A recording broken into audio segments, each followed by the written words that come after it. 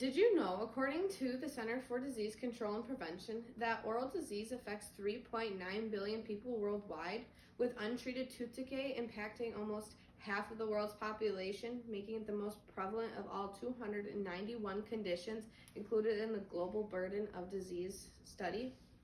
Do you know your overall health is at risk when your oral hygiene and oral health is poor? After conducting extensive research and applying my knowledge from working as a dental assistant, I hope to persuade each and every one of you to start going to the dentist to benefit your health. I will talk about patients that have been affected by oral disease, how it can lower the risk of various medical conditions, and how treatment doesn't have to be expensive. Now that I have your attention, I will now discuss some of the patients and case studies that have been affected by oral disease. So I've been a dental assistant for about a year now, and we had an emergency come in with excruciating pain, and she couldn't open up her jaw, she couldn't do anything, she couldn't even eat.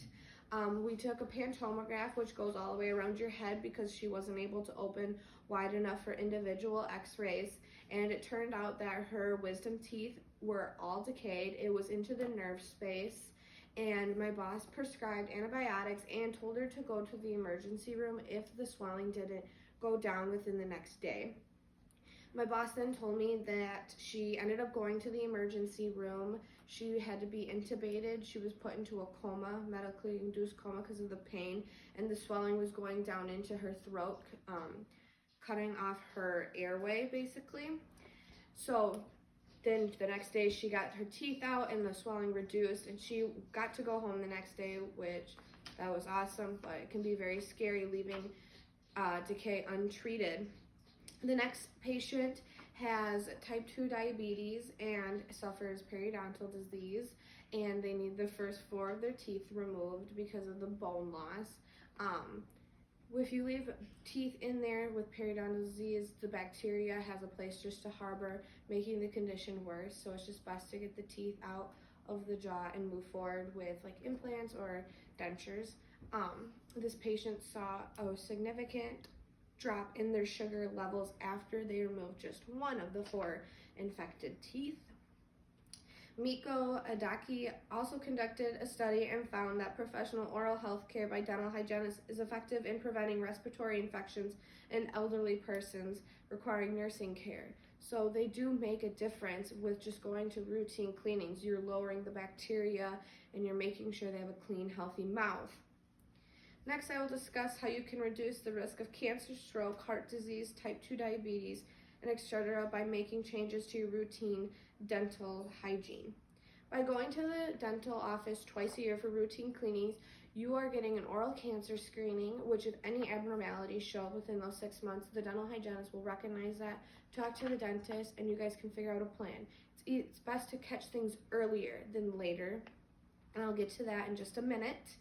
Also, by completing recommended treatment that the doctor recommends. So if the doctor says, hey, you have a cavity, you should get that fixed immediately so it doesn't get into something bigger or worse.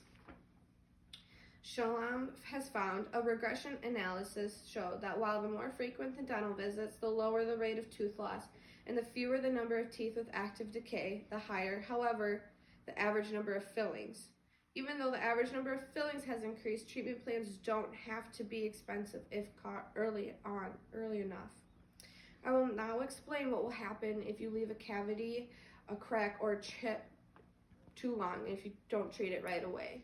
If a cavity doesn't get treated right away, it can get infected the enamel, and then it can go into the nerve space, which can cause a significant amount of pain for the patient and the individual, which then really they will have to do either a root canal, which can cost like $2,000, and then you have to put a crown on top of that, which is another $1,000, or they will get the tooth extracted, and then that's a couple of $100, and then you don't have to, but you could replace the edentulous space with an implant, which is like $4,000, or a partial denture, which is like $1,500. These prices are about what my dental office charges. We're out of Monroe, Wisconsin, so it's very rural.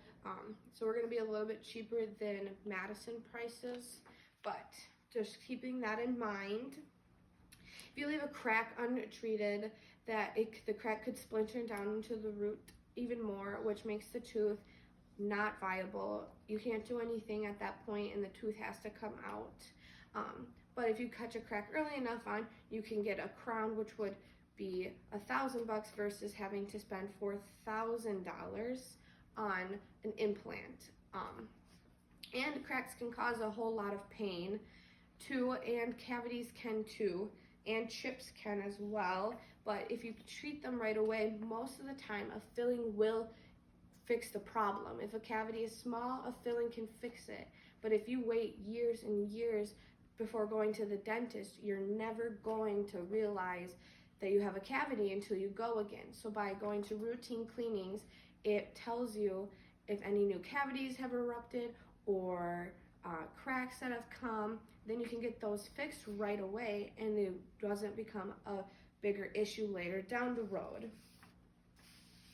Dental restorations can also boost one's self-confidence as well, and I'll show you a couple of pictures of what I'm talking about.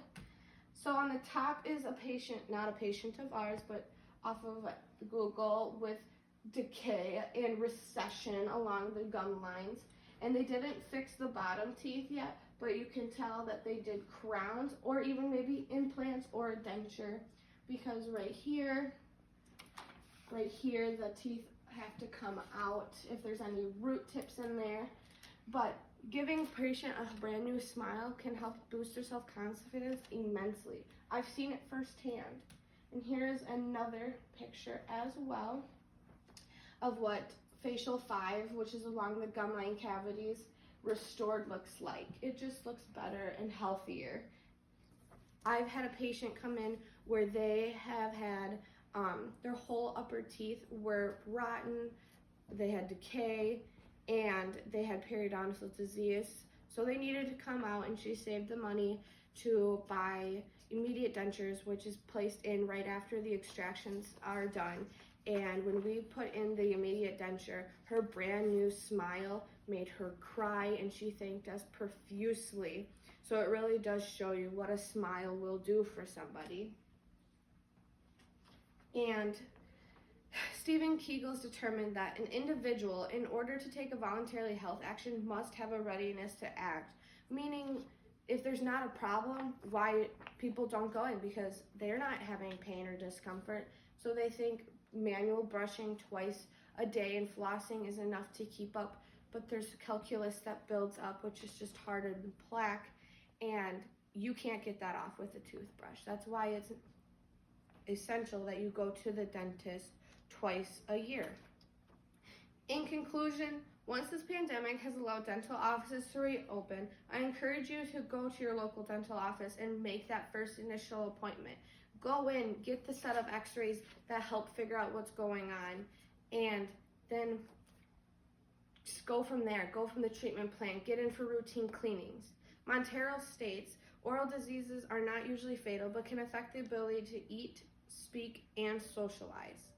In a study by McGrath and Betty found that 72% reported that their oral health affected their quality of life in general, and 57% reported that it had a positive effect on their quality of life. So I encourage you to make that first step and start going to the dentist.